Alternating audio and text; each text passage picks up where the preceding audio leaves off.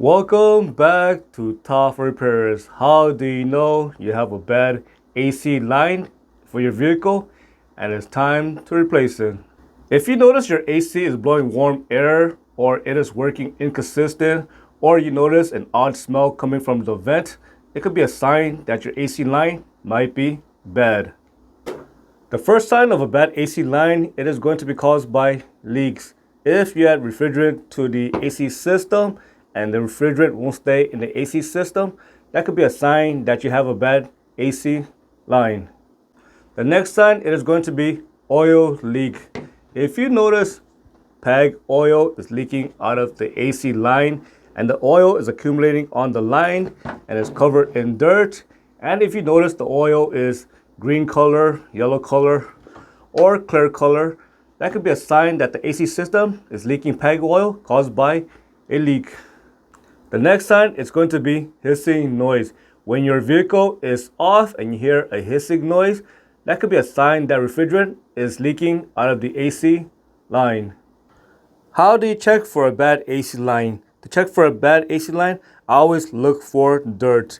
If you see a buildup of dirt on the AC line, it could be a sign that there is a crack on the AC line or the O-ring on the AC line is bad.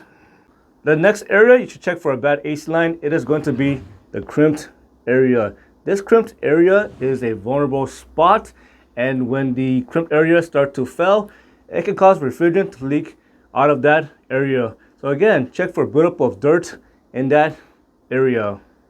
The next vulnerable spot, it is going to be the rubber hose. This rubber hose can only hold so much pressure, and when the rubber hose starts to fail on the inside and when it starts to deteriorate, it can no longer hold that pressure.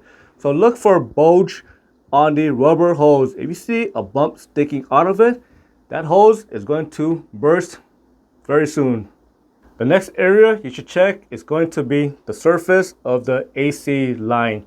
So the surface of the AC line can actually crack caused by damage. And what I mean by damage is that when the AC line is not properly supported or it is not held in its place on the bracket, and when it comes loose, it can actually start moving around caused by vibration, and it can start rubbing against another material or the metal surface in the engine bay. Over time, it is going to keep scratching the surface of the AC line and it's going to cause it to leak. The next spot you should check is the Schrader valve area. So the Schrader valve can fail and it can cause the refrigerant and PAG oil to leak out of it. So make sure you check for a buildup of dirt and look for oil on it. I hope you found that video useful. As always, thank you for watching and subscribe to Top 5 Auto Repairs.